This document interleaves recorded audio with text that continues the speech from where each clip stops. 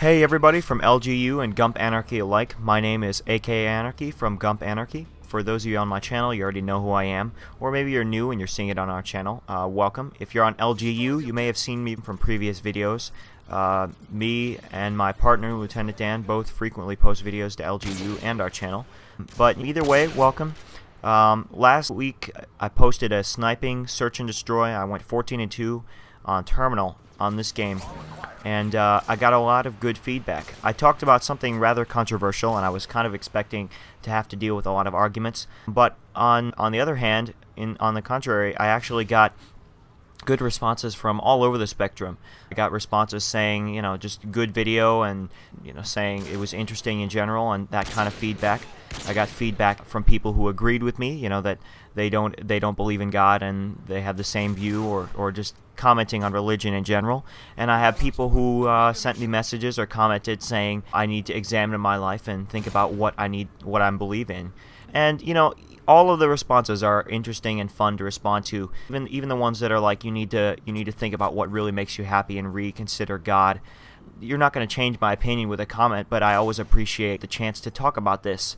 So when it comes time for me to justify my opinion about God, I can do it with experience in talking to someone who believes in God, and I can speak to from their perspective and understand what they're thinking, instead of just throwing out like some random view like, oh well, I just don't believe in God because he hasn't done anything for me recently, which is not my view. I don't want to talk about religion too much more though. I talked about it last video, and if you'd like to get into further discussion on that, you should go check that out on LGU or on our channel. What I want to talk about today is just video games in general, and I want to stay away from E3 because that's kind of the big topic recently and what everyone has been talking about. I want to do something a bit different. But don't get me wrong, E3 was huge this year. Just to quickly list some of the games that really caught my attention: BioShock Infinite, Mass Effect 3 were both amazing. Star Wars The Old Republic looks like it's going to be epic.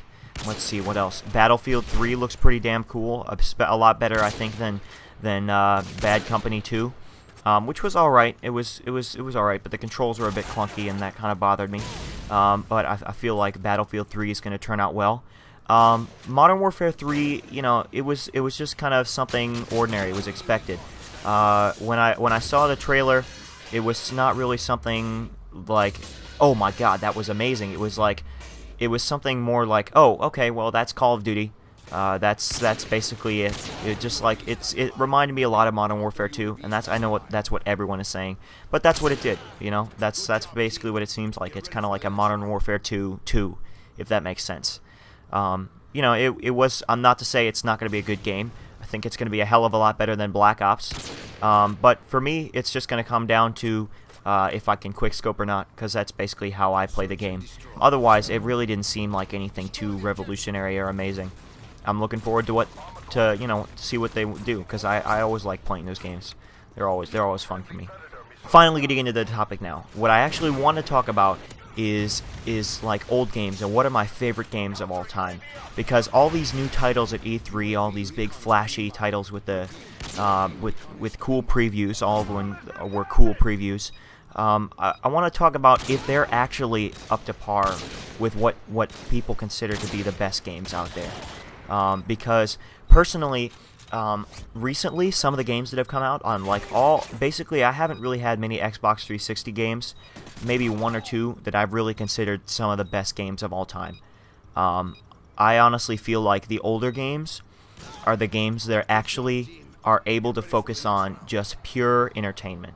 I feel like game developers and games in general these days are kind of getting distracted with focusing on new graphics and the new control system and integrating things with Kinect and motion controls, and it's starting to take away from the fun aspect of a game. The Wii, for example.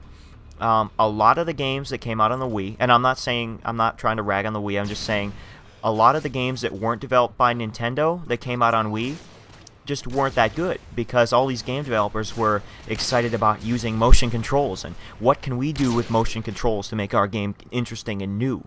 But instead they focused on that instead of actually thinking about, okay, well, what's going to make our game fun and good to play, a good game.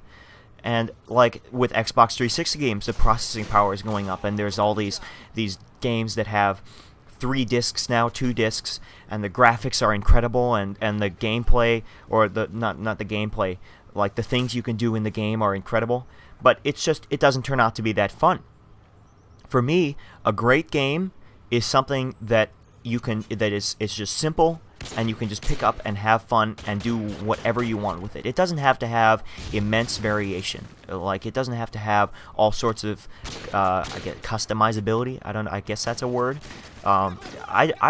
Personally, my favorite FPS of all time, I'm going to be honest, is Time Splitters 2 on the GameCube. I had so much fun playing that game, and just such a higher level of fun, a higher degree of fun than I ever have had on Modern Warfare 2. You know, like Modern Warfare 2, the only time I really, really have as much fun is when I completely destroy in games like this. And then, even then, there's elements of frustration and like when I die and I don't keep going on these rampages. Because, I mean, let's be realistic. It's fun to win. One thing that really contributes to the frustration in the newer games and taking away from the fun are the new challenges that they add to it. I mean, when I was younger and I played these older and simpler games, there weren't achievements on the GameCube. There weren't challenges that I really paid attention to.